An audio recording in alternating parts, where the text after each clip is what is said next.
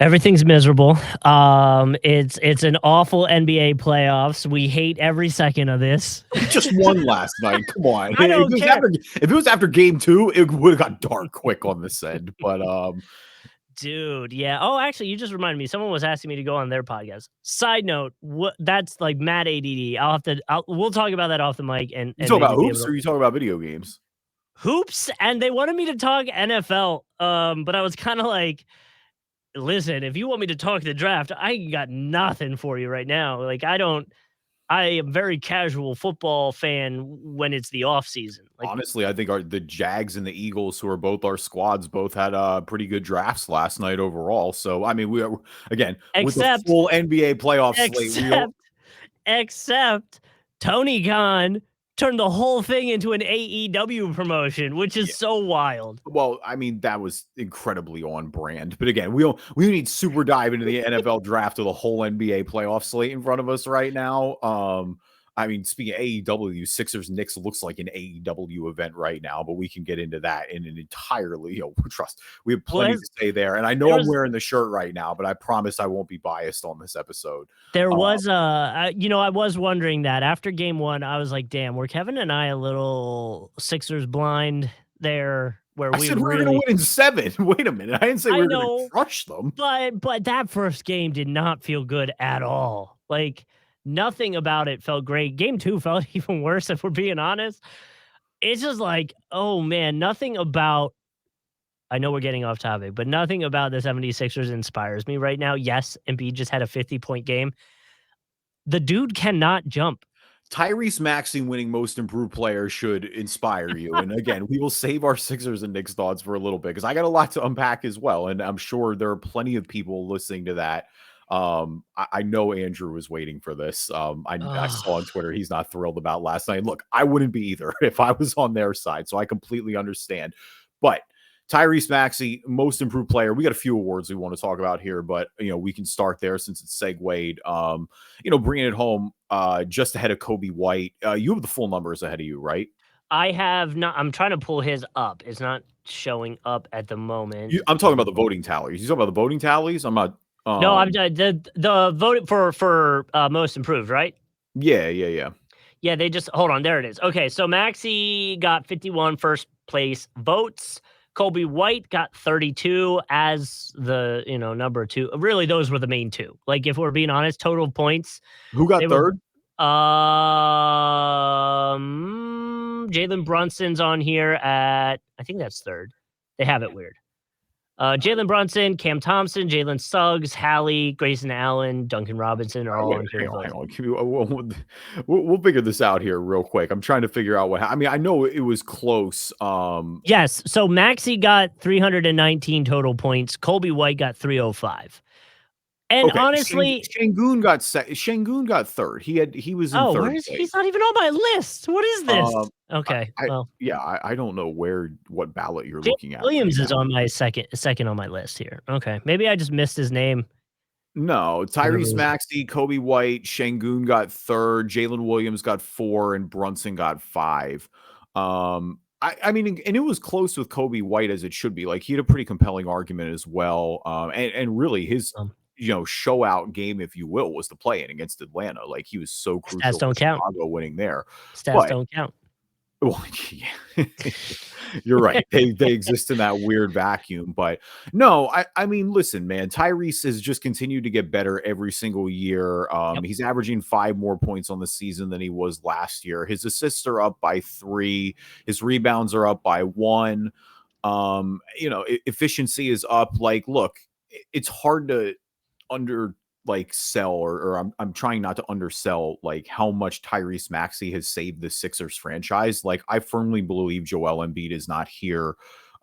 He basically has made it so that Ben Simmons not developing and James Harden not working out and all these other just ridiculous things that have happened to the Sixers over the year not matter. And I mean, Joel said it in one of these post-game interviews. It's like, with all the drama and just nonsense that surrounded this team in the past 5, 6, 7, 8 years. Tyrese Maxey is just been the most likable guy on the planet. Like he just shows up to work every day. He gets better. He's always got a smile on his face. All his teammates love him, and he's a dog. Like I don't want all that to say he's a dog on the court too. Like you talk about the first player. I know Embiid had 50 last night, but like there have been large portions of this Sixers Knicks series where Tyrese Maxey's been the best player on the floor. I mean, and the fact that the Sixers got him at 21, like just an absolute blessing for this franchise that has kept their window open when it probably would have been closed otherwise. Like he's the dude. Like he's, no matter what happens, he's going to be hopefully a Sixer for a long time. Yeah. He's going to get that max extension over the summer for sure. A 5-year max coming. And if you look at Maxey and Colby White's like per games for this season, they are very, very, very similar. Like Maxey edges them out a little bit in points and, a few percentages here and there, but they're very, very close. So I agree with you in everything you've said about how he's essentially the bright spot in the franchise for the 76ers right now. And I got friends that are up there that are like die-hard Maxey fans. I remember when there was talk about potentially using him as a trade last year. And I was kind of like, maybe you got to do it. And they're like, don't do it. Don't do it. I'm like, okay, but like, if it lands you somebody, you might have to do it. And looking back, that's a good call. They didn't. Yeah, where would this franchise be if they moved him for Dame Lillard or insert other superstar here that's been rumored a little bit? And like, look, that was a valid consideration for a number of people. Like, it is a superstar caliber player that you're playing for. But you're right. Yeah. Like Maxey's been just a gem since day one. Even his rookie year, like I go back to those playoffs where he didn't play a ton of minutes, and that to me, when I look at what's most improved, like he always had the athleticism and the quickness. It's the shot. Like the shot has become so much more lethal. Like we knew he had a good floater. He kind of developed that early, but that step back three, and credit to Harden, like he spent all this time in the gym with Harden and really just mastered that move, and it's made a world of difference for sure. I love Tyrese Maxey, man. Like, what else am I supposed to say? Like, he's an absolute joy in my sports fanhood, and I'm thrilled that he won this award. From a 30% a 3-point percentage in his rookie season to, it doesn't tell the full story, but a 37% 3-point percentage this year, from attempts at 1.7 a game to 8.1 a game. Like, that's so impressive. The effective field goal percentage and everything really going up. You would think, there was a dip at least this year compared to last year, but again, the attempts have skyrocketed. Minutes have gone up, so you expect that part to happen. And what happens with most improved players a lot of the times is you do see their minutes increase significantly, which is what happened. So no surprise there. Yeah, I mean, he got asked to take on and be a franchise type player, and now when you look at, the Sixers with Embiid and with Maxey, it is just like you fill out the rest of that roster, you're going to have a chance every single year. And that's just, but again, it's his development has really changed everything about this franchise. And we can save the conversation for later. There is still some growth to be done there. Okay, we'll save that for later. We'll just observations from Knicks 76ers game. Okay, all right. Well, good day. Well, in that case, we'll move over to Sixth Man of the Year real quick. And this was probably the closest award, honestly. Naz Reid just holding off Malik Monk. Reid had 352 total points. Monk had 342. Bobby Portis was in third. Norm Powell in fourth. Bogdan Bogdanovic in fifth. And this is close, like it is, like with Monk, who was phenomenal this year, again, off the bench, 15.4 points, 5.1 assists. Those are both career highs. Like Sacramento won a whole bunch of games this year, but at the same time, Naz Reid was a huge part of Minnesota, career high 13.5 points, 5.2 rebounds, like coming off the bench in Minnesota. You talk about this being one of their best seasons in franchise history. It's really close. Like if Monk had won this award, I wouldn't really feel upset about it, but I don't really feel upset about Naz Reid winning it too, because the Timberwolves were good. Like that's the thing. He was a huge, he was clearly their best player off the bench on one of the best teams in the NBA. Well, and I think maybe a little bit of the maybe not recency bias, but Monk got hurt. You know, the MCL sprain towards the end of the season kind of kept him out a little bit, and maybe that's a little of where that conversation goes. But yeah, I think both these guys were very deserving, and again, Naz Reid being, you know, the sixth man on one of the best teams in the West, who was literally in contention for the number one seed until the very last game in the season. Like, that goes a long way. He's in some pretty good company here too. With being undrafted, he's the third undrafted player to win Sixth Man of the Year award. That's The cool. other two to do it were John Starks back in 1997 and Darrell Armstrong in 1999. That from ESPN. But yeah, like that's both of them had long, successful NBA careers. Again, we're going to dive into Wolves way more as we talk about that series in Phoenix because I'm so impressed with Minnesota and everything they've done so far in the playoffs. But yeah, Naz Reid, got to give it up to him. And then the last we alluded to it, I think, at the beginning, but Steph What Curry. was the point? Hang on, what are you pointing for? What was the? That was I called it. But we can revisit that during Suns Timberwolves. Oh, okay, all right, okay. I'm just making sure. Like I thought something bombed. I was like, wait a minute, do we got like a? I was like, was there a Woj bomb? Did something come down here? No, like... that's just me being like, I knew that. I saw that one coming. Okay. I knew it. I knew it. No, listen, I respect it. We'll call your shot there in a little bit, but yeah, let's get back into Clutch Player of the Year award. Steph Curry, he just held off DeMar DeRozan here. Who was in third place for that one? You got that in front of you? DeMar DeRozan, SGA. Okay. Number 2, who had 160 votes, and then Jokic got 4th. Brunson got 5th. So I was kind of at first, I was like, did Steph really deserve this? Or is this like kind of a legacy pick? And then I saw the montage that the NBA put out with it. And I was like, okay, never mind. Yeah, I was like, Steph had a lot of these shots. Like the Warriors ended up losing a lot of these games. And that's why it gets lost where I'm like, oh man, it's almost comical. It's like you wasted these Curry shots like that. That's crazy. I would have thought like off the top of my head this year, I would have maybe thought SGA would win it. I don't know. I just feel like I have memories of him carrying a lot of late games. I know he has a few buzzer beaters. And I'll be honest, before looking at this, if you told me to guess who number 2 on this list was, I promise you DeMar DeRozan would not have been in my first 5 guesses, probably. Oh, that's wild. See, I think he would be. I mean, I get it though. The Bulls aren't very good, but right. I think that's probably is like a late game player, which is funny because I think most of us didn't for a long time. Yeah. I mean, when Toronto, when Toronto was LeBronto, it was just like one of those things where what are you going to do? But I mean, in that one play-in game last year, he was really clutch. When his daughter was yelling at the free throw all the time. Yeah. Oh God, yeah, I remember that. That was a fun game.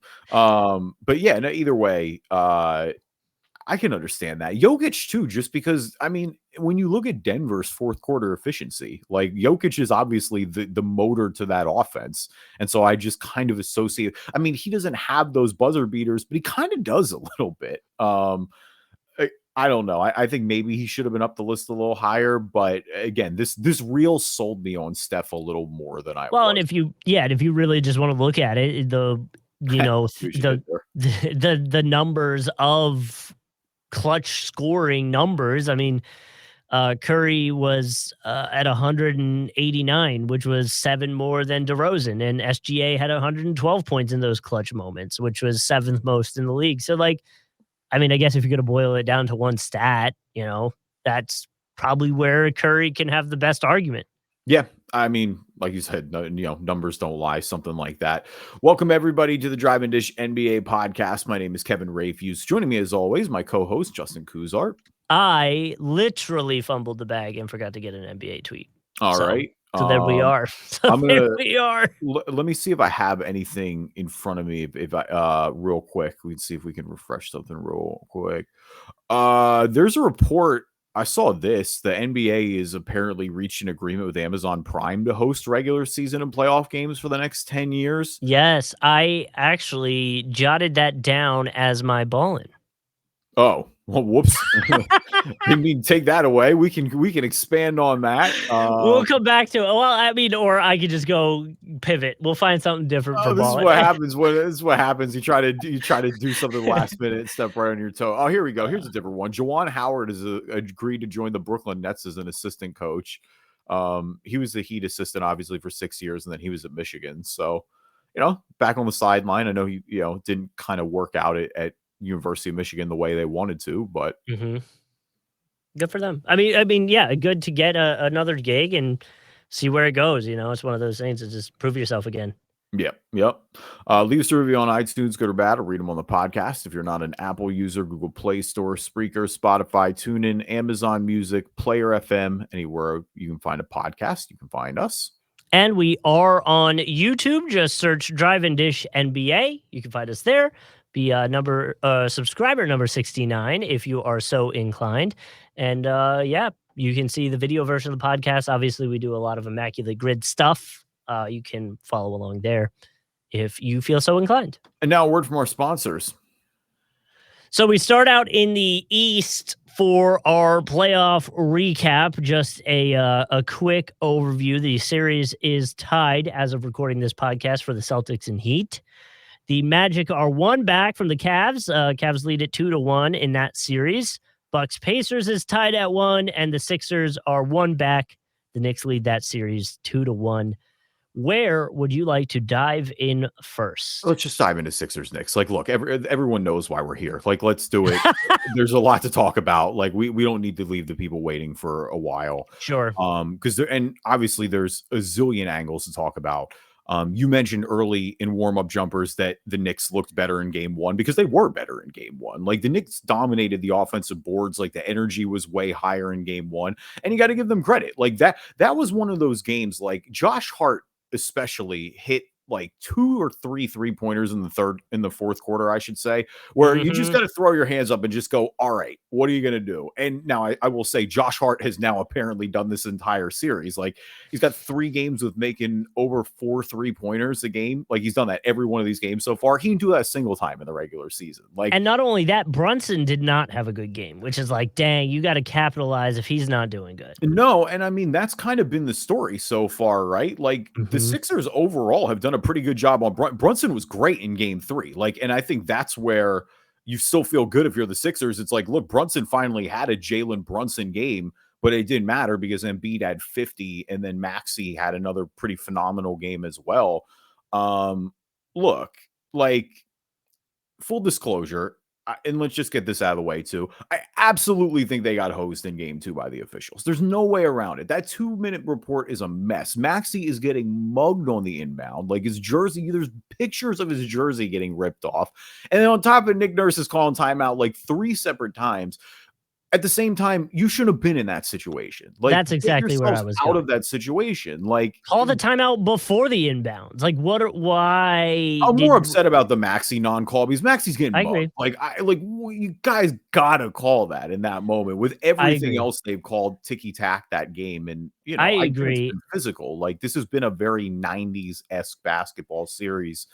I agree. I mean, Embiid didn't have a rebound for a very long time in the second half of that game. And really like there was a point in game 2, probably the second half of the game, where I was like, this borderline feels like malpractice that he's out here and just hobbling along, man. Like, at some point, it's like, this guy has to live a life after basketball. And like, I, as a Sixers fan, want him out there because even hobbled, he's still putting up 30-point games. But like, dude, it looks so bad. His comments last night were, and I mean, you got to, and I know this is not what Knicks fans are here right now, but you got to respect it because he wants to be out there. Like, with what he's playing through, with the knee injury, with having freaking Bell's palsy. Like, with what even is that? So Bell's palsy is like, and again, I am not a doctor. But you're a lawyer.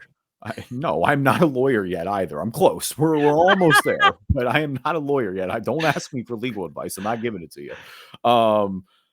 Your face gets paralyzed, essentially. And in this case, thankfully, it's temporary. There's only been 3 cases that have been in the NBA, which, of course, Embiid is one of them. Like, this guy just can't catch a break. One of them recently was Zach Randolph. So there is like a pretty modern precedent for this.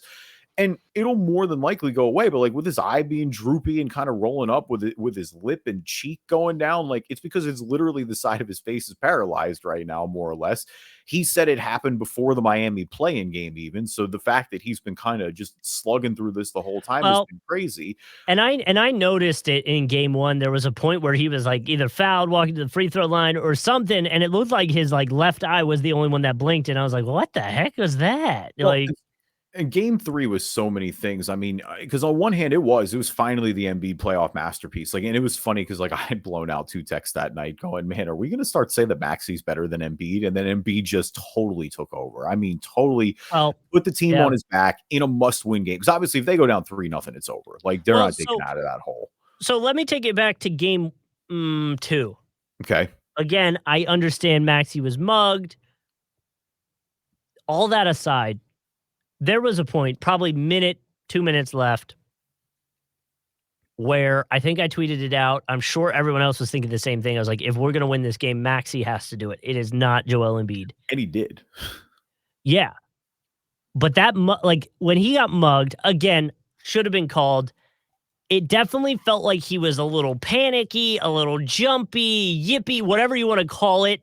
There was a little bit of like his youngness is showing a little bit. And that's what I was alluding to earlier. There's still some growth to happen. I guess. And I feel like he already knew that by game 3. Like when he was talking about it, he, you know, I do respect that he didn't throw the officials under the bus or try to take any. Well, you know, he's a leader on this team. Like you have to respect that. And the way again, that's talk about the most improved player. Like that's another area of his growth that's been so huge too. And I'll say, I understand the complaints about the refs. I understand everything and why you would do it. It's been a bloodbath, dude, officiating wise. And like, I am not the type to complain about NBA officiating, but I'm going to complain about NBA officiating. Not just the end of game 2. That game 3, like the whole Mitch Robinson thing, like everyone who says Embiid should have got thrown out of that game is probably right. If it's a regular season game, he's for sure getting tossed. Like he got the flagrant 1. It's pretty close to a flagrant 2. Like that was some, like, it's dirty, man. And I know he's frustrated because he was trying to draw the foul on OG. And I like, dude, you pulled the 7-footer down by the ankle. Like there's really no way to spin that. I think, to be quite honest, if the Sixers win game 2 and there's not an officiating controversy around it and it's a 1-1 series, I think he probably gets tossed in that game 3. I think they didn't want to, because like, look, if he's tossed there, that series is over. Like I think the Knicks win that game then pretty comfortably. Like we've seen all regular season, really, in the third quarter and the fourth quarter of the regular season, like what this team looks like without Joel Embiid. I mean, hell, what's the ultimate microcosm? Like, what are our numbers when Embiid's not on the floor in this series? Like, it's been an all-time classic Sixers tale. So I think it would have played out differently.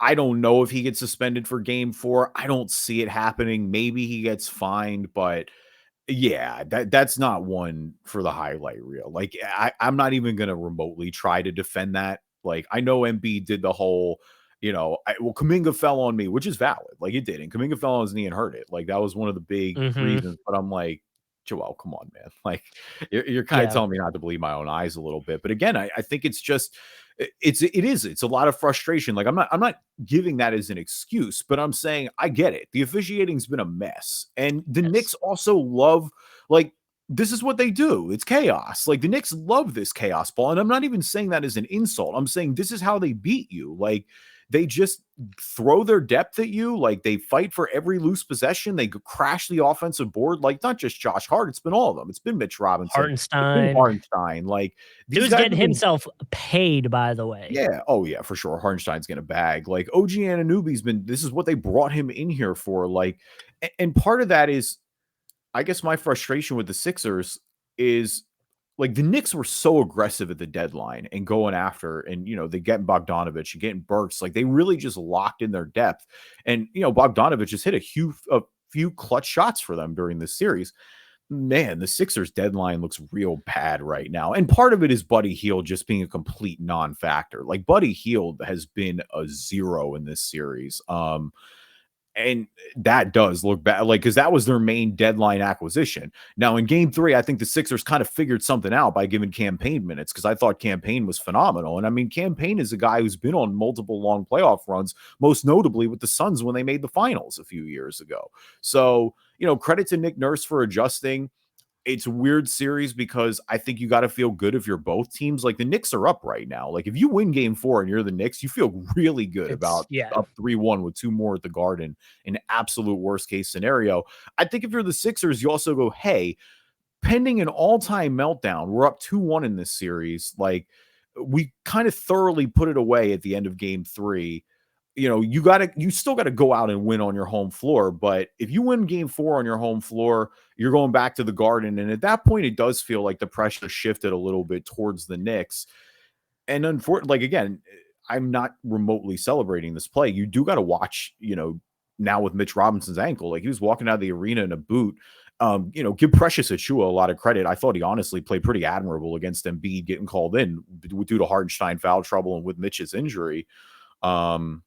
You know, but you know, Mitch has done a really good job on Embiid this series. That would be a pretty big loss for them if he can't go. It's worth mentioning that Embiid's percentages in game 1, 2, and 3 from inside the paint and outside the paint.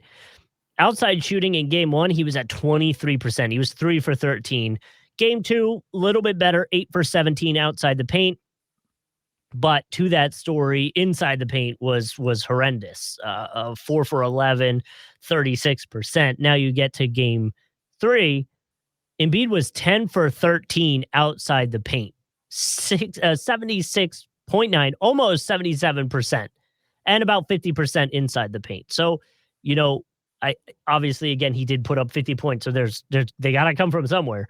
But I don't know. Part of me is like, yo, that's a lot of outside the paint shooting for Joel Embiid. I'd probably rather him be banging down low a little bit more. And I know he can shoot the 3, but that's the problem. I know. He's been killed out there. But you're right. And that's what I'm alluding to. Yeah. You have to get him outside of the paint. Yep. So you know, just an interesting little stat to see. And you know, again, game 3, I don't know how somebody's got to step up for the Sixers. Yeah. Though. You're right. It's got to be, and you know what? Like I said, give Campaign a lot of credit. I think he was absolutely huge for them. Besides Embiid, those minutes off the bench, like they needed somebody, and those 11 off the bench were huge. I thought Oubre was better in game 3, because he's been he was nowhere to be found offensively in the first 2 games. He gave them 15 there. You know, Lowry's doing all the dirty work. Like, I appreciate what Kyle Lowry's been doing this series. Like, he's giving you what you need to do. Tobias Harris is a broken record at this point. Like, I don't really know what. Like, I just don't want to keep harping on it. Like, Tobias has had a few good defensive moments, but like, for what he's giving you offensively and for how much money he's making, that sapped you your other depth. Like he's just you've already accepted that he's never going to step up in a big moment, and that's the problem. Like you hope Melton gets a little healthier. Like it was good to see him back in the lineup in game 3, but I mean that's a back injury that's kind of been lingering most of the time, right? Like he didn't, he was on the bench. Like I know he was active, but he didn't get back in the lineup yet. That'd be a huge boost if he could go like that, especially defensively. Like they need Melton defensively. Out on Josh Hart, out on Brunson, just another body to throw at him. Well, I don't know. And to your Kyle Lowry comment, I agree. He's been great. There is a level of it goes back to the exact moment we said shouldn't have happened because there was a foul and all that stuff. Inbounding the ball to Maxey in the corner while he's double covered is malpractice. Like that is ugly. Sure, he got fouled. I'm more mad he missed the free throw. He misses the free throw. Then it's the Knicks aren't up 1 at that point. The Dante shot, it's a tie game. Obviously still a brutal collapse, but at least you're maybe fighting in overtime then. I agree. It just in the corner, it's like, where was he gonna even go if he wasn't fouled? Like, it was when I saw him pass it in, I went, oh no, like, why would you do that? That's like the one spot you don't inbound the ball to ever, especially when there's coverage like that. For the Knicks, though, you're getting contributions for the most, like, Deuce McBride was a killer in game 1. Like he was the big X factor there.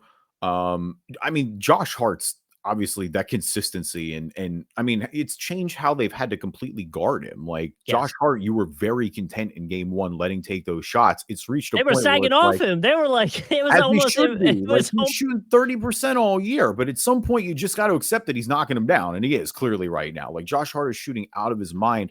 I think you feel good if you're the Sixers because again, Brunson had a 39-point performance in game 3. Like that was his, they were all over him in game 1 and 2. He was pretty inefficient. Like he was really good in game 3. yeah. The Knicks are getting what they need to out of Anunoby and Hartenstein, and I think Dante DiVincenzo has been way more than bad. He had a little bit of a stinker in game 3. Did have one awesome poster dunk, but for the most part, only 5 points. They just have more options. You know what I mean? Like you can expect somebody on the bench to step up. The big thing for them to watch now is Mitch's health. Like game 4, at the end of the day, like the Knicks' worst case scenario is going back to the Garden 2-2 at a place where you've already won 2 games so far. Sixers, if you're 2-2, you still got to feel pretty good going, hey, we probably should have won 3 out of these 4 games. Like game 1, Knicks absolutely deserved that. They played way better than the Sixers. Game 2, again, Jump ball meltdown, like an all-time. That would be a generational meltdown for so many other franchises. And for me, I'm just like, what is this, like your first rodeo?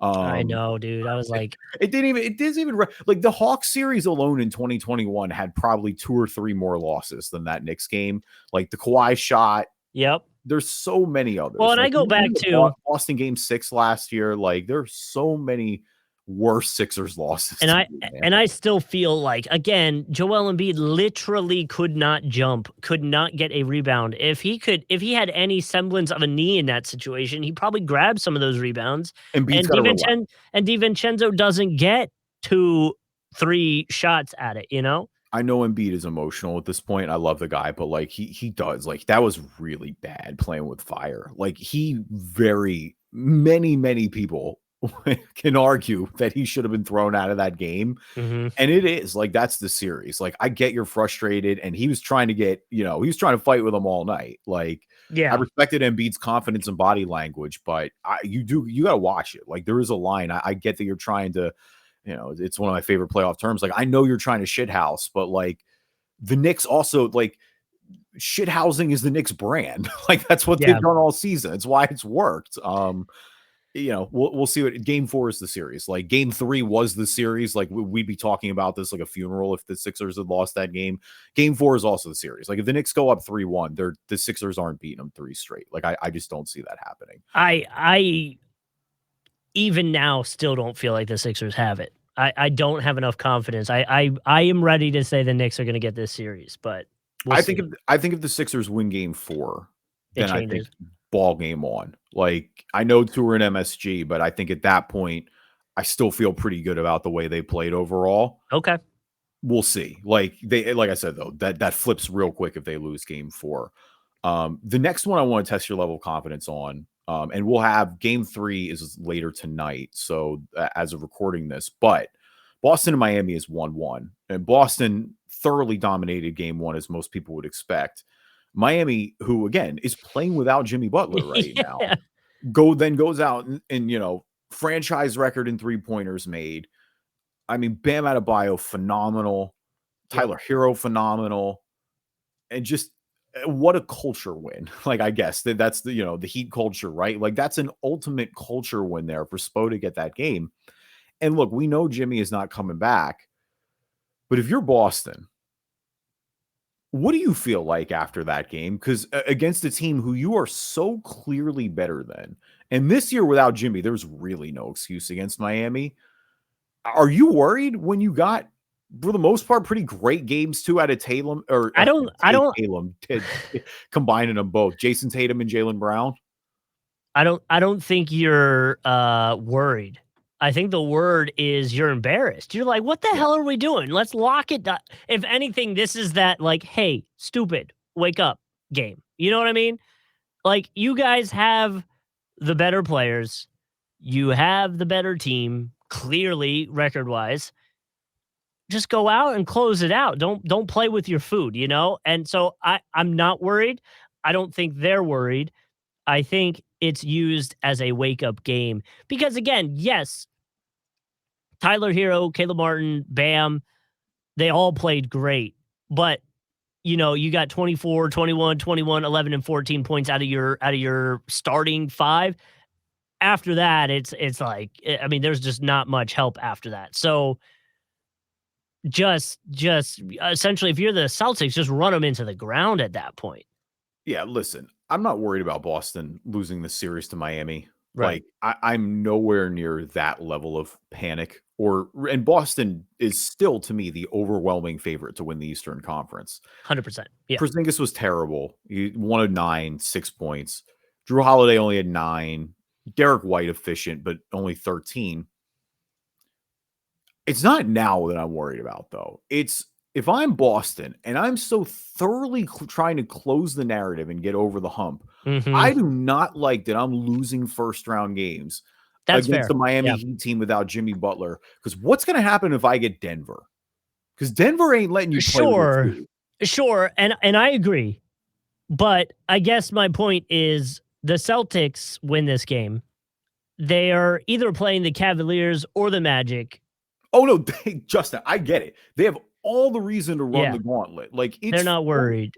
Yeah, I'm not concerned about them losing. Though, if you're the Celtics and the Knicks do beat the 76ers and you go, all right, maybe we don't want to play them down the line because they just took out the team that we perceived as the biggest problem for us with Joel Embiid potentially. I mean, the Bucks, I'm not trying to overlook the Bucks or the Pacers or anything, but I think if you're the Celtics and you end up having to play the Knicks in the conference finals, you are a little worried about it. I think no one should want to play the Knicks just because the Knicks are a terror to play against. Like they are. They are playing a lot of energy. It's a lot of effort. They play well together. And they're playing the style of basketball that kind of, in my mind, at least resembles a little bit of what Jimmy Butler and the Heat were bringing last year. That just punch you right in the nose and you're going to punch us right back. But guess what? We're not going to be phased and we're going to hit you again. It does feel like that's what's going to happen. Whoever comes out of Knicks Sixers is clearly, to me, the second best team in the Eastern Conference, given Jimmy injury and given Giannis injury, really. I mean, Giannis is going to miss game 3 later tonight, and we'll get there in a second. But yeah, I mean, that's just my biggest thing with Boston, I guess, is it's like, look, they're overwhelming Eastern Conference favorites. Like they still very well can get to the finals, but it's like, look, whether you get Denver, whether you get Minnesota, like one of these teams, and a little bit of preview where we're going, I think, of the Western Conference, but like you're just not going to be able to mess around against them like that. And that's kind of my worries. It's like Boston is always this heavily favored team that dominates the regular season, but it's like these past few playoffs, there have been these weird, like, goofs a little bit. And this is kind of one of those goofs. Like they should not be losing games. And again, I know Spo is the best coach in the league, but they should not be losing games to Miami. And I know it took a franchise record. Like, I'm not trying to downplay any of that, but they just shouldn't be losing these games. And that's kind of my point. Well, and you alluded to it. You look at two teams that aren't playing with their food.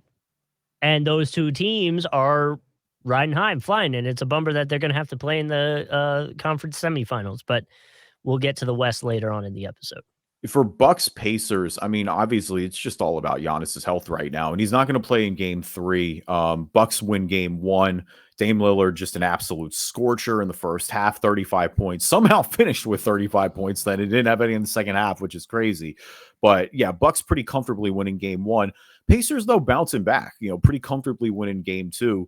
The MVP of this series so far to me is Pascal Siakam. Like Pascal Siakam has been having his way in both of these games. And I mean, that's again where you're missing Giannis. Like I know they got Brook Lopez, you got Bobby Portis as well, guys that have been here before, but he's really had their way down there.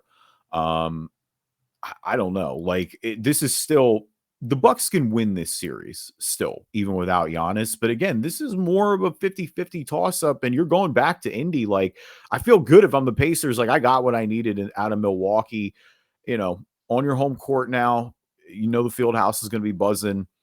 I don't know. Like, I said Indy in this series in 6. Like, I still feel good about that prediction just because even if Giannis comes back, like, I don't know what we're getting. Like, we're not getting prime Giannis with that calf strain right now. Like that is the injury that's going to linger. I don't know. I got to feel pretty good about the Pacers going into tonight. Well, and you talk about Pascal Siakam. I mean, you look at point totals for the playoffs right now, and I'm pretty much going to say Pascal's leading the pack. Yeah.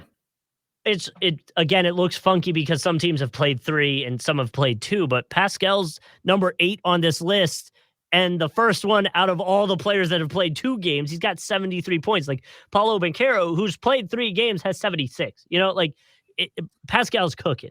I guess is what I'm trying to say. Like Jokic has 83 and has a whole extra game over Pascal Siakam. So yeah, you got to find an answer for it, but without Giannis being healthy, there is that question mark. I still think Dame can do it. He has the experience to do it. So now it's time to show that skill, essentially. Yeah, and I mean, really, it's just about locking down on defense, right? Like, Mhm. and some of the Pacers, I mean, give Miles Turner a lot of credit too in game 2. Like, he was much better. The numbers kind of looked the same, but the efficiency was just way up. But again, Siakam, give him credit. Like, he just took over there.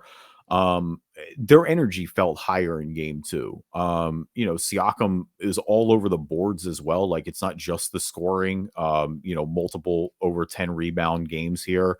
I don't know. Like, Milwaukee's been leaky the entire second half of the season. I Well, don't know. and Like, and you I mean, kind of got what you but needed after Dame early on in that game, right? Like in game 2, Mhm. like Dame was going crazy. They just didn't, like, late in the game. If Dame's not going, I don't know. Like, Chris Middleton was extremely pedestrian. He only had 15 points. Like, Brook Lopez, he got 22. Like, Brook Lopez was 6 or 7 from 3 in this game. But I don't know. It's just your depth isn't as dependable if you're Milwaukee. yeah. Yeah, I agree. Well, and they have a very reliable coach that's really good at making rotations. So Doc Rivers should be. I'm not worried at all. Yeah, couldn't be less worried. Orlando, Cleveland. Cleveland pretty thoroughly dominated these first 2 games, and then Orlando just gets back to Orlando and gives Cleveland their worst playoff worst playoff loss in franchise history. An absolute beatdown. And Hmm. part of that I attribute to them being back at home, like a young team excited to be there. You got to give them credit. For Cleveland, I still, you feel pretty good about everything. The story for me early on has been a little bit what we talked about in the preview. Like, I think it's been Cleveland on the interior has just had that advantage with Mobley and Jared Allen.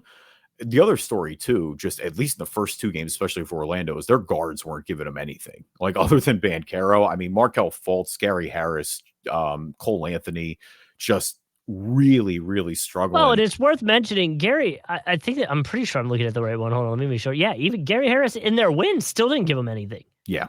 0 for 3. 0 for 3 for threes. 0 for 3 for field goals attempt. He made 2 free throws. He had 2 rebounds in 21 minutes. Yeah. It's Not been, great. yeah. Not great. It's been forgettable. And look, man, Cleveland just got smoked. Like, what are you gonna do? I mean, Well, and I Donovan know Mitchell only had 13 points. Jalen, I think it was Jalen Suggs went down with an injury at one point. He seems to be okay, but there was a little worry about that. I think it was Dude, after that was game 2. crazy. I thought his season was over. Yeah. Like, he went down non-contact. Like, they were saying, "Oh, it's a sprain." So you're like, "All right, well, that's good." And then he came out in the second half. Like, we were Yeah. basically pronounced. It was just one of the, like, it was a brutal moment because Jalen Suggs has been such a great story for the Magic this year. Like, his development in their second year has been a huge reason why they're here. And so for them to be, especially defensively, that would have been such a Yeah. huge loss for them. Crazy that he's back out there. Really got to give him a lot of credit on that one. And he was phenomenal in game 3. I mean, 24 points, 9 of 11 from the field. Banchero was the big story with 31 points. Franz was solid. I mean, they need And more 14 from rebounds, don't forget. what's Banchero, that? 14 rebounds too.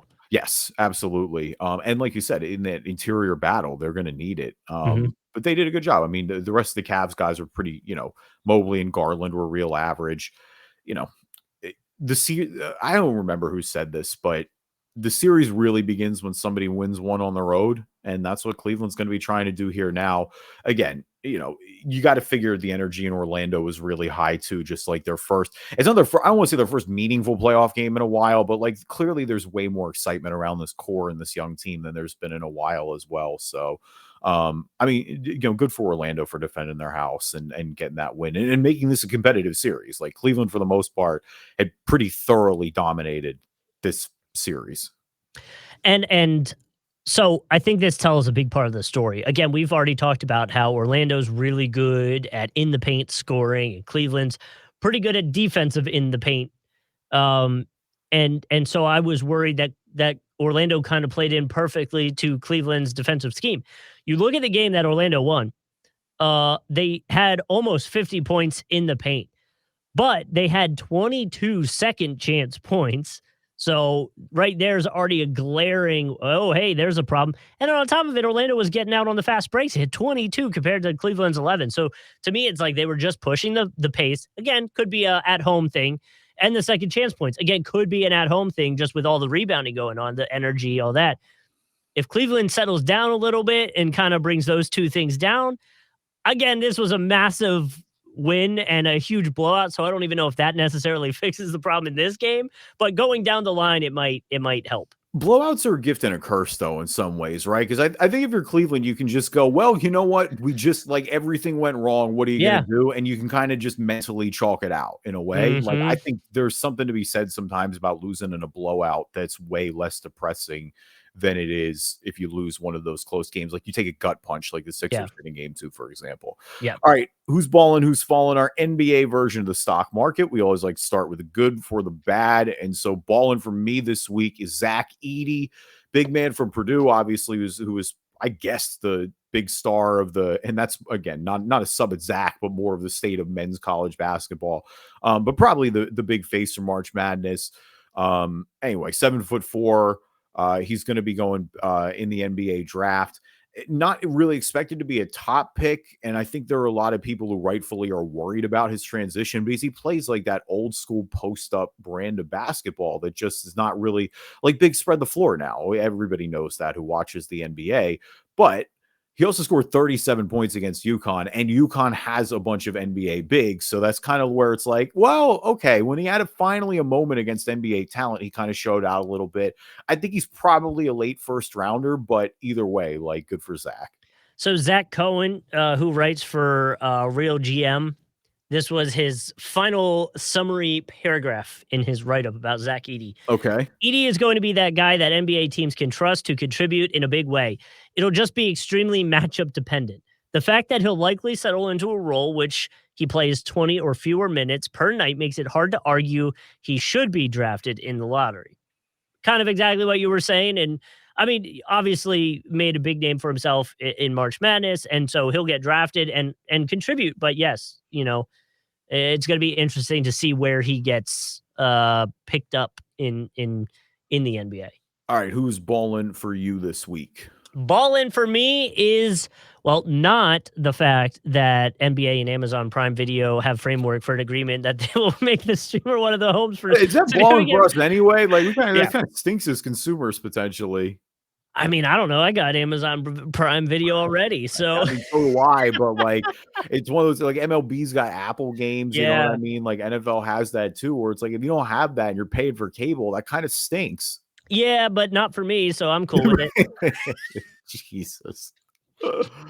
My actual ballin is gonna be the savagery in the NBA about this anonymous NBA players poll. Okay. We'll just talk about a few of them. Voted MVP, Jokic got it by 41% over SGA, who was voted that at 36%. Luka comes in right after that. In terms of best defender, I thought was pretty interesting because obviously Drew Holiday is pretty widely regarded as one of the better NBA defenders. Mm-hmm. A newcomer is number one at the top.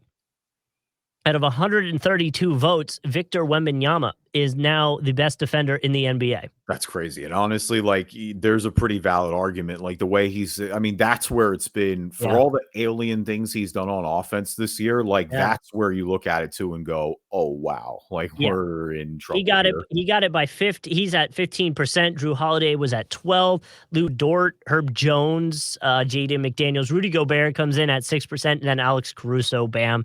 You start working your way down the list. Yeah, all good choices, usual suspects. You're building a roster from scratch. Who are you going to sign first? Who do you think got the number one vote?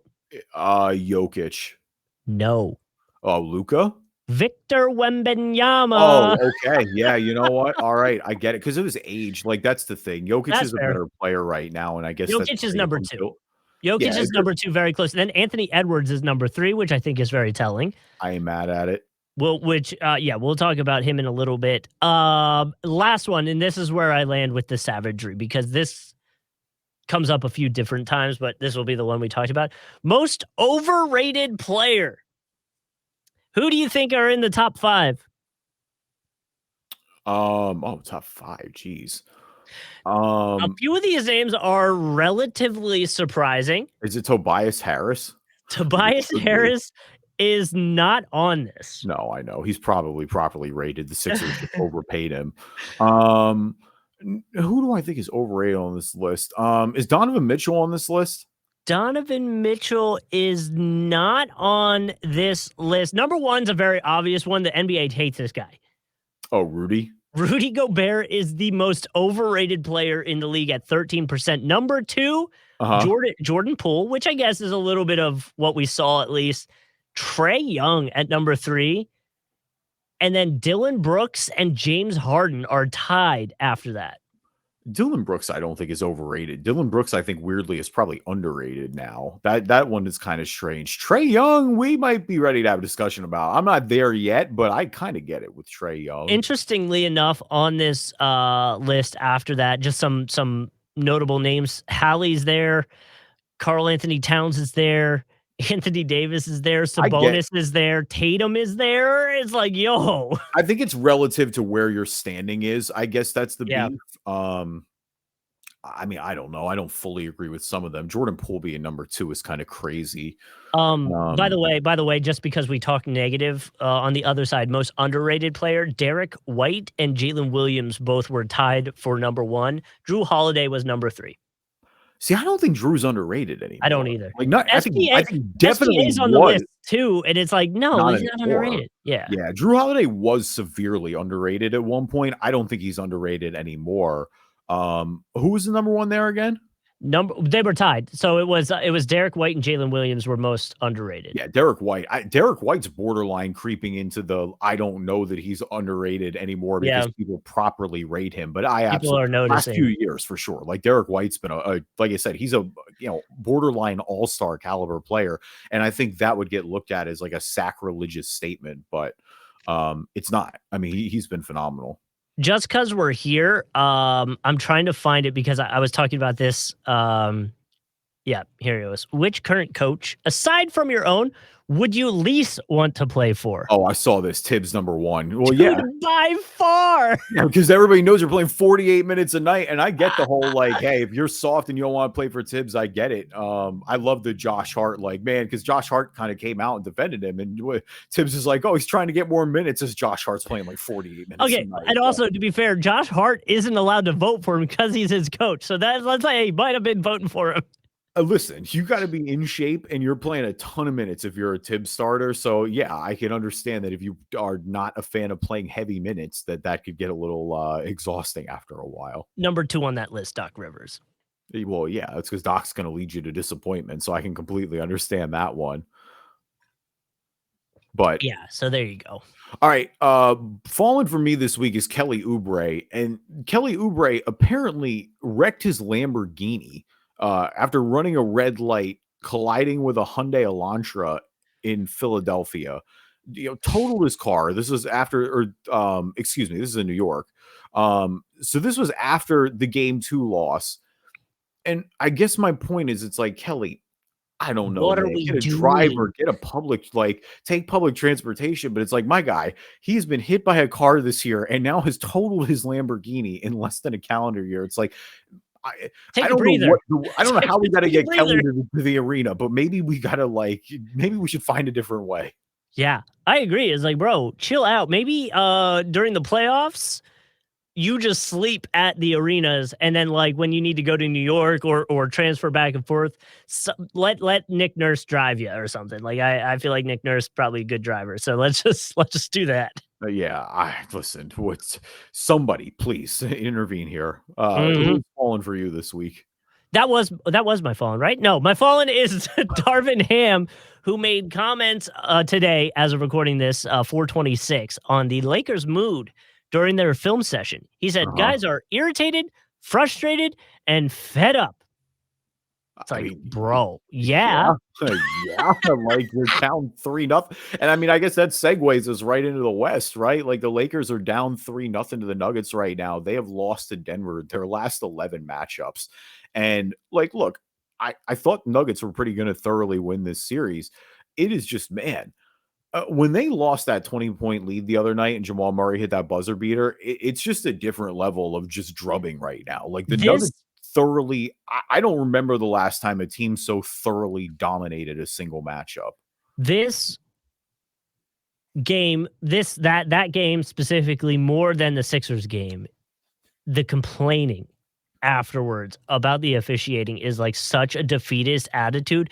And LeBron James also throwing a little side comment that the Sixers need justice too was a little odd, but like, Thanks.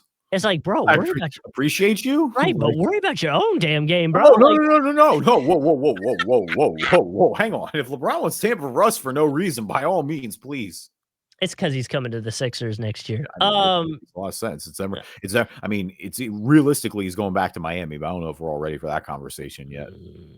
I'm just saying, man, like the complaining, Anthony Davis, one question, walk off, LeBron complain, like, They're bro, cooked. They're defeated. yeah, And they know it, and everyone knows yeah, it. Like that's the thing. it's With done. do you know how frustrating it's got to be to lose 11 straight times as a single team? And somebody said this is like the deal that the Lakers made in the bubble to win the title, because it's like you go the last time the Lakers beat the Nuggets in anything meaningful was that series when AD hit the buzzer beater, like falling out of bounds, and the Lakers went on to win the title that year. But and it's not like, again, my pick in this series was Denver in 5. I thought Denver was the better team, but it's it's brutal. Like I don't think, I think it's Denver in 4. domination. I think Yeah, Saturday, April 27th at 10 p.m., I guess, is probably when the game would end. That it's over. I'm just saying, yeah. man, you got Anthony The Davis, game who's 2 loss was the one where I said, hey, like it's at yeah, it that ain't point, it. like that's a backbreaker. I think that's the game where if you're the Lakers, you go, hey, we win that game.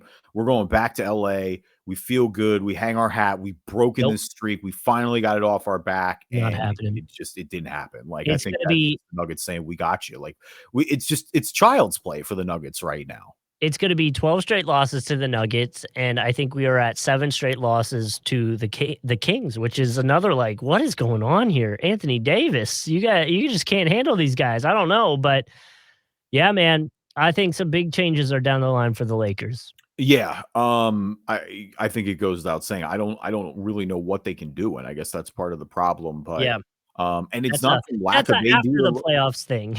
and it's not for lack of AD or LeBron either. Like you've gotten more than what you needed out of them, but yeah, it's you got to feel frustrated to say the least. Other West series, I mean, Denver in the or not Denver, excuse me, Dallas and the Clippers are 1-1 right now. And that was a little bit of a surprise because obviously we were real high on Dallas and give Dallas credit for bouncing back. Luka excellent in the fourth quarter of game 2. But the Clippers, man, they came out to ball right away. James Harden really, really great in game 1. Zubac was great in game 1. And that was without Kawhi. So I guess that was kind of where it was like, oh boy, like that felt like a kind of a shoe-in for Dallas. Now the Clippers Well, did get Kawhi back in game 2, and obviously moving forward, that's huge. but I think that, a little bit, I mean, it really was only a 3-point game, so maybe you even chalk it up to a little bit of Kawhi rust, and if some of that rust is shaking off a little more, maybe they don't have, they don't win that game, and now the Clippers are up 2-0. Yeah, and I mean, I think there's again reasons, and it's easier to say in a 1-1 scenario, but it's like there's reasons to feel good if you're both of these teams. Like Sure. Denver, or again, I keep doing it, man. Denver, Dallas did not. It just feel like they weren't awake in that first game. And they got nothing off the bench either. Kyrie was pretty bad until late. Um, but yeah, I mean, now you're going back home. Like again, you got what you needed. You got that win You on the split it. road. Mhm. Yeah, you feel pretty good about that. Luka's obviously been phenomenal. Um, for the Clippers too, though, you got reasons to feel pretty good. Again, Zubac has been excellent in this series so far. You got Kawhi starting to ease back here a little bit. I don't know. This is going to be an interesting matchup the rest of the way. Like I'm staying with my Denver prediction, but I don't know. This is a really, or did I just really say Denver again? I think you did. Is my brain completely broken at this point? Jokic, you got Jokic on the mind, man. I think here's my little like quick rundown. The Mavericks 3-point shooting in game 1 was 30%. In game 2 it was 42%. In game 1 the Clippers shot 50% from 3. Game 2 they shot 26%. Just watch the 3-point percentage. Who's ever over 40 is going to win the game. If they're both over 40 then it's a 50-50 ball, literally. Dallas, they're going to be missing Tim Hardaway in game 3, which I think is to watch. You know, he's been a pretty crucial piece for them off the bench scoring wise. Daniel Gafford may not play either. Obviously, like way less of a scoring type deal there, but he's given them some good minutes defensively. Luka was really good defensively, I thought, in game 2. That was one thing you got to feel good about if you're Dallas, and moving forward, I think is good for them. For who we want to do next? You want to do Timberwolves and Suns next here real quick? Timberwolves Let's save them for last, man. That's my favorite series. Okay. All right. Then we can save them for last. They are, of course, Minnesota is up 2-0 in that series. But our final series is Oklahoma City and New Orleans right now. Oklahoma City's up 2-0 in that matchup. Losing game 1 was brutal for New Orleans because that's kind of the game, right, where OKC hasn't played in a little bit. You're New Orleans, you're coming out of the playing game, you got some momentum, and it felt like they could jump them, and they kind of did for the most part. You know, really put themselves in position. But, you know, give OKC credit. They weathered the storm late, and then they thoroughly dominated game 2. So at that point, I do think the series there has flipped a little bit. OKC defended their home court. So again, you're going back to New Orleans, but without Zion, OKC is the better team here. I mean, they're the better team regardless, but it's like Zion would really be the equalizer. It could have been a potential quote unquote coming out party even more for Zion. It's just a bummer they're missing him right now. That's just really what it comes down to. Yeah, and so at that point, you know, with Zion out, I think that series will wrap up kind of quickly. Let's talk Suns and Timberwolves though, because this has been one of my favorite series as well. I mean, just the Anthony Edwards and Kevin Durant images are great, and I love KD smiling because you can tell how much KD loves hoop in that picture because he's just like loving that Anthony Edwards is just talking trash and saying he can't guard him and feeling it. Like, KD appreciates ball. And look, man, this is one of the series that in the preview we talked about in our first round preview, I should say, like, Phoenix kind of dominated this regular season matchup. Like, this was more of a worry from a matchup standpoint. And so for Minnesota to come out and just dominate the series, especially defensively, the way they have, like, you know, Jaden McDaniels has had Devin Booker in hell this entire series, it feels like. Anthony Edwards too, obviously, has played some phenomenal defense. So look, you got to feel great if you're the Timberwolves going down to Phoenix, and give, like, the other person, like we talked about him a little bit in that survey, like, Gobert is aging real well. Like, I know people saying he's overrated, but there were a lot of people who were like, oh, he couldn't play in the playoffs. Like, it's just one of those things. And now it's kind of more like, well, maybe he didn't have great perimeter defense in Utah, because I'm looking now with these like swarms of perimeter defenders on the Timberwolves, and they allow Rudy to roam and dominate the paint the way he has. And like, you got to feel pretty good about everything here if you're Minnesota. You know, I love too Mike Conley before this series saying, hey, if you guys are motivated, like, win for me. I'm running out of time here, guys. Like, I mean, he said before the series started, like, he made the conference finals with Memphis back in like 2012. And I don't think he's made it since. And obviously those Memphis teams are really good. He was with the Jazz when they went, right? No, I don't think so. Oh, wow. Yeah. Okay.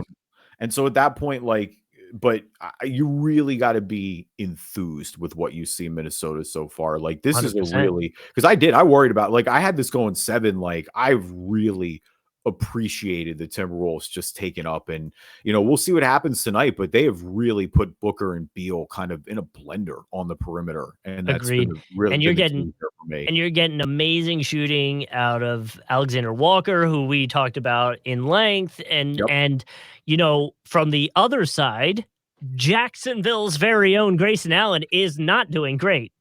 And actually, like, decreased minutes significantly in the second game.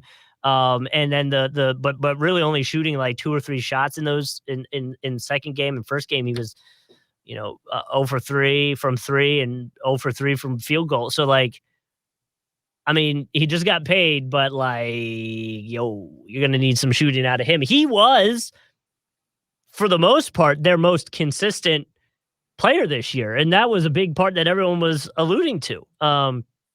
So you wonder if there's anything there. But like I said, I'm full on the Timberwolves train. And I said it last time. I think I'm just bummed the Nuggets and Timberwolves are going to have to play each other in the next round, and we're not going to get that as a conference final. Yeah, me too. I think whoever wins that is winning the West, and I'm already moving both of these teams on in my eyes. But I mean, look, they're just Phoenix is also kind of playing into Minnesota's strength. Like Minnesota's got all these defenders, and Phoenix just keeps wanting to play ISO. And like I know they're going to try to keep getting Towns in the action, Sure, but I don't know. Like with all the length you mentioned, I mean, and I'm glad you mentioned Alexander Walker because he's another one who I think has really had a great 2 games here so far. mm-hmm. I don't think that's the way to beat them. Like maybe they got to get the ball moving around a little bit more. And, I haven't seen any indication that they're going to do that so far. So, well, and it might be one of those things. You got 3 guys that are very, I guess, shot creator-esque players, and that might not be mixing well for a team. So again, I think, if the Suns do lose, maybe they turn around, but if the Suns do lose, I think this experiment's over. yeah. If you want to, I mean, the KD to OKC rumors continue to heat up a little bit. The dude narrated the shoe release. Yeah, for Chet Holmgren. And I mean, I know Chet's wearing KD's sneaker, but like, yeah, I mean, it makes a lot of sense too. But we got a whole off season to talk about that potentially.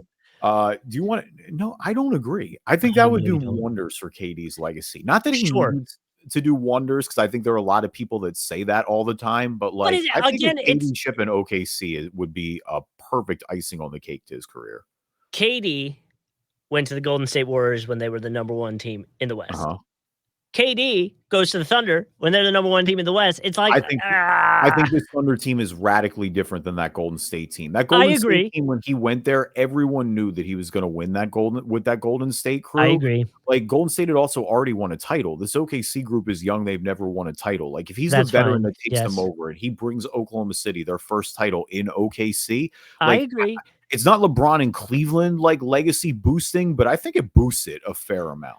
It'll boost it. It just feels, I guess, like KD's been bouncing around, right? And it just feels like he keeps bouncing around to teams that are going to be these quote unquote super teams. Goes to the Suns with Booker, and now Beal's coming in. We're going to dominate the league. It doesn't work. All right, I'm out. I'm going to go to the number 1 team, the Thunder, and just plug me in with these guys, and we're going to be the super team now. Like it just feels. Sense, though. But they have the resources to do it. You know what I mean? They won't have to give up all their identity to make that happen. I think the Suns had to give up everything they had to bring KD in, and that was always the risk. Brooklyn, again, they're half a shoe size away from winning a title in Brooklyn in my eyes. So I don't even think that's quite the mistake. I know it blew up, but I don't view that as the mistake that a lot of people do, but that's neither here nor there. We don't need to do the legacy discourse at this point. We can, at this point, switch over to Immaculate Grid. I feel like we can speed run it at this point. We did it pretty quickly last week. Maybe the first time that we've ever asked for the 50 player born outside the 50 states in DC. Maybe get that category and give us a boost here a little bit. It's not in there. I mean, that's fine. Whatever. Is it? I mean, you're getting an early preview on it. How difficult can it be? It's gonna be. We're gonna have some work here. We got some work. But I feel good. We're gonna speed this already. Watch the Immaculate Grids on YouTube. But for the podcast listeners, our columns this week from left to right: the Kings, the Heat, and 10,000 career rebounds. Are rows from top to bottom: the Knicks, the Sixers, and the Mavericks. So, Justin, you were already clicking on one. I don't know if that's like you want to run one. I mean, Buddy Hield works there, obviously. Buddy Hield works there. Okay, so right off top for Sixers and Kings. Ready? Chris Webber works. Buddy Hield works. Rashawn Holmes works. Who's the other one? Oh my God, we did a trade with them. It was JaVale McGee works too, actually. I feel like JaVale McGee might work in others because he was on the Mavericks at one point, right? He might, Kings, he might. That might be a low key sneaky pick there. Yeah, maybe. I mean, because I don't think he was on Dallas that long. Know who else works for Mavericks, Kings? Not to just be fully jumping all over the place, too. Peja Stojakovic works for Magic and Kings. Yeah. Won the title. Obviously, a great shooter with Sacramento and all those playoff teams. He won the title with Dallas in 2011. And I'm pretty sure he retired after that year. So, all right, where do you want to go? Just pick any of these and just hit me with one. I kind of like the idea of going Holmes here. You want to go for Holmes? Kings 76ers. Yeah. Okay. Yep, definitely works. HOLM? Yeah, there he is. Yep. Rich homie Sean. Rich homie Sean. Jimmy Butler, obviously the easy pick for Sixers Heat. Kyle Lowry from the back end of that. He's already on the team. The converse from the Jimmy Butler trade was Josh Richardson as well works there then. Oh, we should do Josh. I bet people would, at least out of those three, would definitely be the third on that list. Yeah, definitely those three. I'm fine putting Josh there. The other one that came to mind is I'm pretty sure Dwayne Dedman played there as well. It's kind of one of those processes. But no, do Josh Richardson. That's Richardson? Fine. Yeah, okay. I'm cool with that. Yeah. Also 7%. Wow. Okay. 7% good. So far. Okay. So do you want to just close Sixers 10,000 rebounds? I mean, there's a bunch that work. Like Dikembe Mutombo works. Charles Barkley works. He's probably the most obvious. Wilt Chamberlain works. That feels like another big one. Moses Malone works. That's another big one. Let's go Mutombo. Okay. Yeah, I'm fine going with Mutombo. I don't think people would probably associate him most with the Sixers. Like Barkley to me is Barkley and Wilt are the top two there. Yeah. Yeah. So MUTO Dikembe right there, 11%. Still kind of higher than I thought it would be, but yeah. Because I don't think Embiid has 10K yet. No, I don't. DeAndre Jordan would have worked for the Sixers. That would have been low. Oh, DeAndre. Does he work for? He works for the Mavericks. He also works for the. Did he play for the Knicks? I know he played for the Nets. I don't think he played for the Knicks. He works for the Mavs. Should we go DeAndre? Should we go DeAndre for Mavericks 10,000? Yeah, I'm fine with that. Okay, let's do that. I think he'll be slept on there because the one I associate with 10K. I mean, Dirk probably had 10K. Yeah, 6% is pretty low. That's good. Tyson Chandler would have worked there, and Tyson Chandler works for the Knicks in 10,000 rebounds. You want to go Tyson? Yeah, because the obvious one is Patrick Ewing. I would go Tyson Chandler there. Yeah, that definitely works. And I bet because he might have been the more popular pick for Mavericks. I think so too, because he won the title in Dallas. Yeah. It's crazy too, because he played more years in New York, but he obviously, winning goes a long way there. Definitely will. Yeah. Okay. So for Kings Knicks and for Heat Knicks, Mike Bibby actually works for both of them. I was so wanting Elfrid Payton to work here because he works for the Knicks, but he's not gonna. Know who works for Knicks and Kings? Who I know people remember with the Knicks, maybe not with the Kings as much. Iman Shumpert works for Kings Knicks. Oh, really? Yeah, he played with the Knicks real late, or the Kings real late in his career. J.R. Smith. No, never mind. No, no. Do you want to do Bibby then for Knicks and Heat? Bibby. Yeah, I like that. Bibby, he's obviously way more associated with the Kings there. Yeah. Like I would think Kings people put him there. Yeah. Okay, so Dallas and Sacramento and Dallas and Miami. Dallas and Sacramento. Vince Carter works. He's going to be really high. JaVale McGee works. We could have done. Oh yeah, McGee there. Is he? That's not how. MCGE. CGEE. Yeah, there he is. Okay. Boom, 5%, baby. 5%, okay, nice. Okay, Mavs and Heat. So the 2011-2006 finals matchup. Man, who is wasn't one of the Morris? Yeah, he got hurt. Jokic hurt him. The Morris. You're Markieff. He played for the Mavericks, right? Oh man, was it one of the brothers? Was it the same brother? Markieff? Keefe was on the Heat. I'm 100% Markieff was on the Heat. Because he did. Jokic hurt him there. You're right. That was the whiplash thing. And isn't he on? Isn't one of the Morris brothers on Dallas now? Yeah, it's Keefe now. Keefe's on them now, right? I think so. So that would work. Yeah, you're right. Wow, I forgot. The only other player I can think of that I'm pretty sure works for both is Sean Marion, Sean but Marion definitely works. I'm okay going Keith. Yeah, Keith's on there right now. Marcus, That's I what I think mean. I'm trying to remember if Marcus was on. I don't think Marcus is on either, actually. Ironically, I don't. I He just don't definitely know. was on the Mavs. I get them so Well, they've both bounced a lot too. right, Like they've been on right. a lot of teams at this point. But Keith is definitely on the Mavs now. And if he's on the Mavs now, then it works because he played for the Heat. Jokic knocked him out on the Heat. You're Yeah, absolutely that right. I remember that. I was just talking about that the other day All because right. So yeah, you want to close it out? because Jokic's brother tried to knock out someone in the stands the other day. I That don't dude know. took it to the face like a champ. I don't know why anyone would still remotely try to fight Jokic's brother. No. That feels like an insane statement. You just got to take it on the chin there. I get you're frustrated, but yeah, let's do it. Markieff Morris to close it out. All right, and Yes. that's a Ooh, really nice rarity score. All 57%. right. All right, so let's go to the most common. So most common for Kings Knicks is Dante DiVincenzo. Makes sense. Oh, Dude, yeah. Knicks Heat Amari Stoudemire. I forget that Amari Stoudemire was on the Heat. I never would in a million years think to put Amari Stoudemire there. This is He's the number number one one. answer. Patrick Ewing was the number one answer for Knicks and 10,000 rebounds there. Maybe not a surprise. Sixers Kings, it was Chris Webber. Sixers Heat, it was Jimmy Butler. Wilt was number one for 10K rebounds. Edging out Barkley. That does surprise me a little bit. For Mavs, Kings, Harrison Barnes makes sense. Sean Marion, who we mentioned for Mavs Heat, and Dirk Nowitzki for 10,000 career rebounds for the Mavs. All right, so to go recap ours one final time, Iman Shumpert for Knicks and Kings, Mike Bibby for Kings and Heat, Tyson Chandler for Knicks 10,000 career rebounds, Rashawn Holmes for Sixers and Kings, Josh Richardson for Sixers and Heat, Dikembe Mutombo for Sixers 10K rebounds, JaVale McGee for Kings Mavericks, Markieff Morris for Mavericks and Heat, and DeAndre Jordan for Mavericks and 10,000 rebounds. Thank you, everybody, for listening to this episode of the Drive and Dish NBA podcast. Appreciate you guys as always. Leave us a review on iTunes, good or bad. We'll read them on the podcast.